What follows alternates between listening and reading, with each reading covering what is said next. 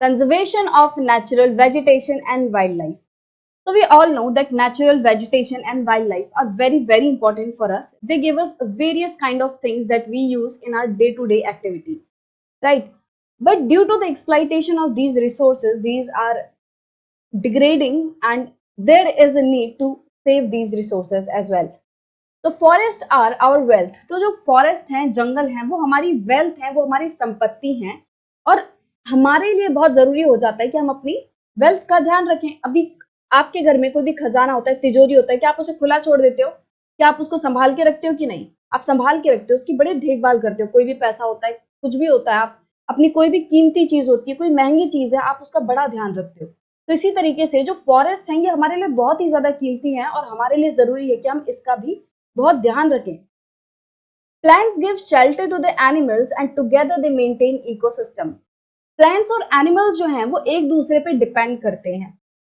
Plants से animals खाना लेते हैं, उनसे शेल्टर लेते हैं। बहुत सारे जो जानवर वो पत्ती खाते हैं, फ्रूट्स वगैरह खाते हैं और बहुत सारे जानवर जो हैं वो पेड़ों पे रहते हैं, पेड़ों की छांव में रहते हैं।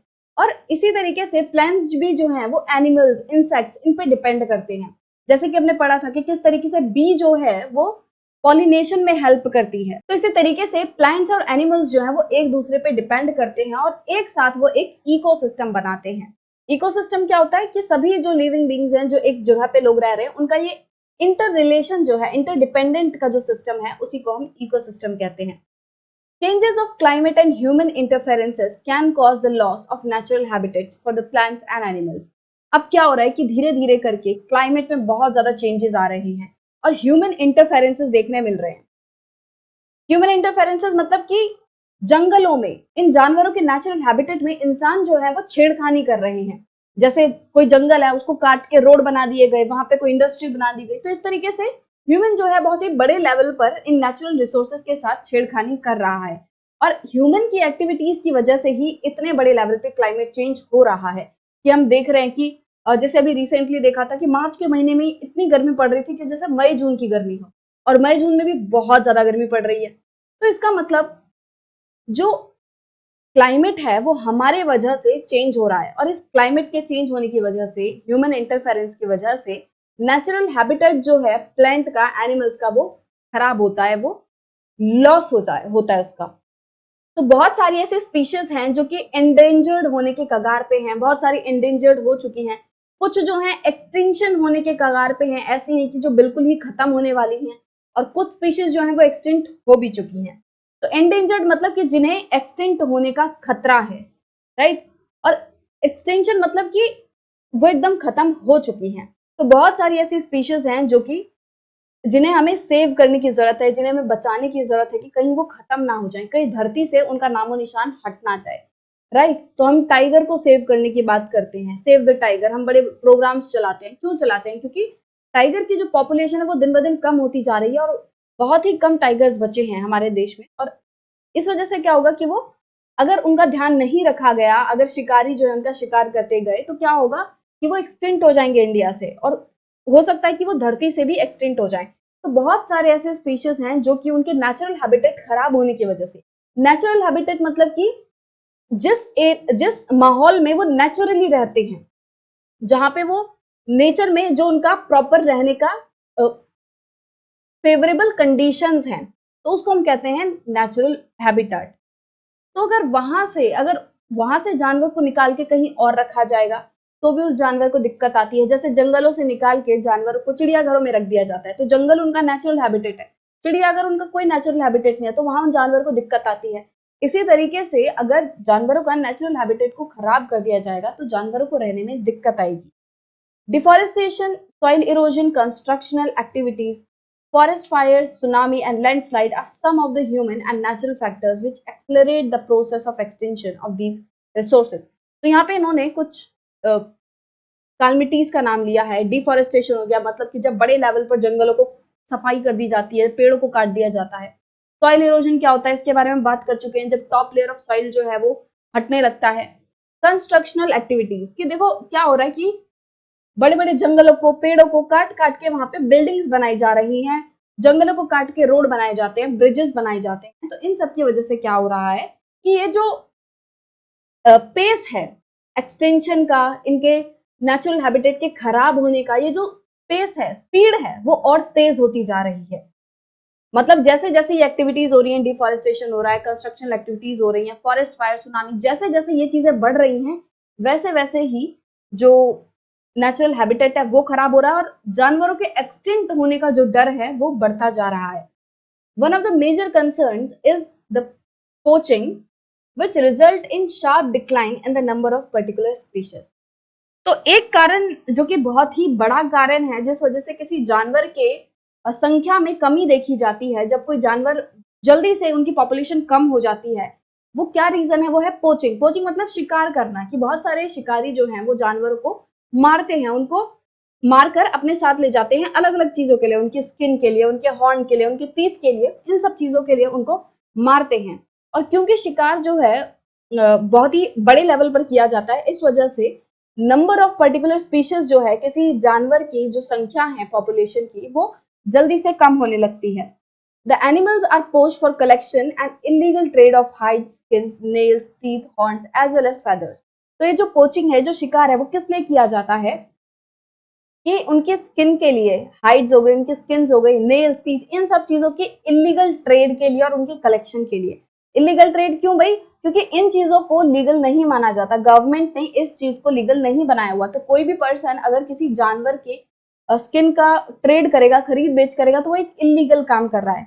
बट बहुत सारे लोग हैं जो कि इस इलीगल काम को कर रहे हैं, और हमारे लिए जरूरी है कि जो ये जानवर हैं उनको पोचिंग से बचाया जाए।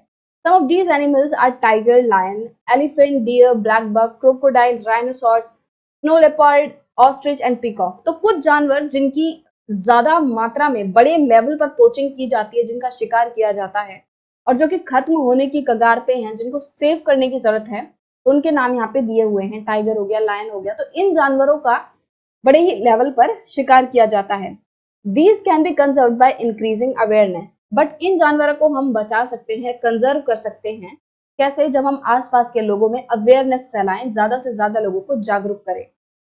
अब गवर्नमेंट ने भी अपनी तरफ से काफी सारे स्टेप्स उठाए हैं ताकि इन जानवरों को सेव किया जाए, कंजर्व किया जाए। तो national parks, wild life sanctuaries, biosphere reserves are made to protect our natural vegetation and wild life. तो नेशनल पार्क्स बनाए हैं, wild life sanctuaries and biosphere reserves बनाए हैं। ये कुछ प्रोटेक्टेड एरियाज होते हैं जिन एरियाज में काफी सारी जो एक्टिविटीज हैं वो रिस्ट्रिक्ट होती हैं। कि जैसे कोई नेशनल पार्क है तो वहां पे पोचिंग नहीं हो सकती है, वहां पे कोई घर नहीं बनाएगा, मतलब इस तरीके से अलग अलग कंडीशंस होती हैं। इस एरिया को प्रोटेक्ट करके रखा जाता है और बाहर की एक्टिविटीज को रोका जाता है कि यहाँ पे कोई कंस्ट्रक्शनल एक्टिविटी नहीं होगी, यहाँ पे कोई लोग घर नहीं बनाएंगे, कोई यहाँ पे पेड़ काट के नहीं ले जाएगा। तो इस तरह की एक्टिविटीज को रोका जाता है और इन एरियाज को सेव किया जाता है ताकि इन एरियाज में रहने वाले जानवर, पेड़ पौधे, उनको बचाया जा सके। अब वाइल्ड लाइफ के साथ साथ क्रीक्स, लेक्स, वेटलैंड्स, ये सबको भी बचाना बहुत ज्यादा जरूरी है कि अगर वेटलैंड्स हो गए, लेक्स हो गए, अगर इनको भी बचाया नहीं गया तो पानी जो है वो बहुत ही जल्दी खत्म हो जाएगा। उन पानी में रहने वाले जो जानवर है, जो वाइल्ड लाइफ है, जो एक्वेटिक लाइफ है, वो भी खतरे में पड़ जाएगी। There is a balance in the environment if the relative number of species is not disturbed. तो नेचर ने ना हर एक जानवर को एक बैलेंस में बनाया हुआ है। नेचर ने हर स्पीशीज को कुछ इस तरीके से बनाया हुआ है कि सब बैलेंस रहे। तो अगर हम इन जानवरों को डिस्टर्ब नहीं करेंगे, किसी को मारेंगे नहीं, किसी को ज्यादा प्रमोट नहीं करेंगे, तो क्या होगा कि ये जो बैलेंस है वो बना रहेगा। बट अगर हम इस बैलेंस को डिस्टर्ब करेंगे, अगर कुछ जानवर को बहुत तेजी से मारने लगेंगे, तो इस वजह से क्या होगा, ये जो बैलेंस है वो खराब हो जाएगा और अल्टीमेटली इस डिस्टर्ब बैलेंस का जो रिजल्ट है वो हमें देखना पड़ेगा। Human activities in several parts of the world has disturbed the natural habitats of many species. और ह्यूमन एक्टिविटीज, बहुत सारी ऐसे इंसानों के काम हैं जो कि पूरे वर्ल्ड में बहुत सारे नेचुरल हैबिटेट्स को खराब कर रही हैं, बिगाड़ रही हैं, और उस वजह से क्या हो रहा है, उन हैबिटेट्स में रहने वाले जानवर खतरे में पड़ रहे हैं। तो बहुत ज्यादा बड़े लेवल पर शिकार करने के कारण बहुत सारे ऐसे जानवर हैं, या तो वो एक्सटेंट हो चुके हैं, या तो वो पूरे तरीके से खत्म हो चुके हैं, या फिर वो खत्म होने की कगार पे हैं, वर्ज ऑफ एक्सटेंशन है। मतलब कि वो बहुत ही ज्यादा कम मात्रा में बचे हैं और कभी भी उनको जो है खत्म हो सकते हैं वो। बट हमें ये तो पता है कि भाई इतना सब कुछ हो रहा है, जानवर को मारा जा रहा है, वो एक्सटेंशन की कगार पे हैं, और नेचुरल हैबिटेट जो है वो खराब हो रहे हैं, पेड़ पौधे खराब हो रहे हैं, जानवरों की जो जान है वो खतरे में आ रही है, हमें सब पता है। बट इसका सॉल्यूशन क्या है, इस चीज को कैसे सुधारा जा सकता है? तो इस चीज को सुधारने का एक जो तरीका है वो है अवेयरनेस प्रोग्राम्स, कि हम सभी लोग मिलके अवेयरनेस प्रोग्राम चलाएं। जैसे कि सोशल फॉरेस्ट्री हो गई, कि लोग सभी लोग मिलके जंगलों को बनाएं, जंगल और ज्यादा से ज्यादा पेड़ उगाएं। वन महोत्सव हो गए, जैसे हमारे यहाँ पे वन महोत्सव बनाया जाता है, तो उस दिन क्या होता है कि ज्यादा से ज्यादा पेड़ उगाए जाते हैं। तो इस तरीके से कम्युनिटी लेवल पर हम सबको अवेयर कर सकते हैं, सबको ये बता सकते हैं कि किस तरीके से हमारे लिए जरूरी है हम पेड़ लगाएं, हम इन जानवरों को बचाएं। School children should be encouraged to bird watch and visit nature camps so that they appreciate the habitat of varied species. तो जो छोटे छोटे बच्चे होते हैं उनको एनकरेज करना चाहिए कि वो बर्ड वॉच करें, कि जो चिड़ियाएं होती हैं उन्हें निहारें, उन्हें ऑब्जर्व करें कि कैसे उनकी लाइफ है, कि कितनी सुंदर उनकी लाइफ होती है, किस तरीके से वो अपना जीवन जीते हैं। उनको नेचर कैंप्स में ले जाना चाहिए जहाँ पे वो नेचुरल चीजों को ऑब्जर्व कर सकें, नेचर की ब्यूटी को समझ सकें और उसे अप्रिशिएट कर सकें। और इस तरीके से क्या होगा कि वो नेचर को और अच्छे से समझेंगे और उसके प्रति जागरूक बनेंगे, और वो भी अपनी तरफ से स्टेप्स उठाएंगे कि वो इस नेचर को, हैबिटेट को बचाएं। Many countries have passed laws against the trade as well as killing of the birds and animals. तो बहुत सारी ऐसी कंट्रीज हैं जिन्होंने जानवरों के मारने और उनके खरीद बेच में प्रतिबंध लगा दिया, बिल्कुल रोक दिया है। In India, killing lions, tigers, deers, great Indian bustards and peacocks is illegal. तो इंडिया में भी कुछ जानवरों के मारने और उनके ट्रेड में जो है रोक लगा दी गई है। अगर कोई इन जानवरों को मारेगा तो वो एक इलीगल काम कर रहा है, उसको सजा मिलेगी। An international convention CITES has been established that lists several species of animals and birds in which trade is prohibited. तो एक इंटरनेशनल कन्वेंशन है साइट्स, वो बहुत सारे जानवरों को, बर्ड्स को लिस्ट करता है कि जिनके मारने को, जिनके ट्रेड के साथ प्रोहिबिट किया गया है। मतलब कि अगर कोई इन जानवरों को मारेगा या उनकी खरीद बेच करेगा तो वो एक गलत काम होगा और उसको सजा जो है वो मिल सकती है। तो इंटरनेशनल कन्वेंशन जो है साइट्स, वो भी कुछ जानवरों के और बर्ड्स के नाम जो है बताता है जिनकी खरीद बेच में रोक लगाई गई है। Conservation of plants and animal is an ethical duty of every citizen. तो हमें एक जागरूक नागरिक होने के नाते प्लांट्स को, एनिमल्स को सेव करना चाहिए, और यह हम सबकी ड्यूटी है कि हम अपने नेचुरल वेजिटेशन को, नेचुरल वाइल्ड लाइफ को सेव करके रखें। क्योंकि अगर हम इनको खराब करेंगे, इनको नुकसान पहुंचाएंगे, तो अल्टीमेटली इस नुकसान से हम भी नहीं बच पाएंगे, हमारी खुद की लाइफ जो है वो भी खतरे में पड़ेगी, और जो अर्थ है वो एक बहुत ही बेकार प्लेस बन जाएगा जीने के लिए। इसीलिए अगर हम नेचर को जितना ज्यादा संभाल के रखेंगे, जितना ज्यादा उसकी केयर करेंगे, उतनी ही अच्छी लाइफ अर्थ पे हो पाएगी। तो यहाँ पे एक डू यू नो वाला सेक्शन दिया हुआ है जिसमें साइट्स के बारे में बताया हुआ है। साइट्स की फुल फॉर्म क्या है? The convention on international trade in endangered species of wild fauna and flora. तो इसके बारे में हमने पढ़ा कि ये बहुत सारे जानवर और बर्ड्स की, प्लांट्स की लिस्ट बताता है कि जिनके ट्रेड पर रोक है। तो it is an international agreement between governments. तो अलग अलग देशों की जो गवर्नमेंट है उसके बीच में ये एक एग्रीमेंट है। It aims to ensure that international trade in specimens of wild animals and plants does not threaten their survival. इसका क्या एम है कि ये जो इंटरनेशनल ट्रेड होती है, जानवरों को एक देश से दूसरे देश में बेचा जाता है, खरीदा जाता है, तो इस चीज पे ताकि रोक लगाई जाए और इन जानवरों को बचाया जा सके, ये मेन एम है इस ऑर्गेनाइजेशन का। Roughly 5,000 species of animals and 28,000 species of plants are protected.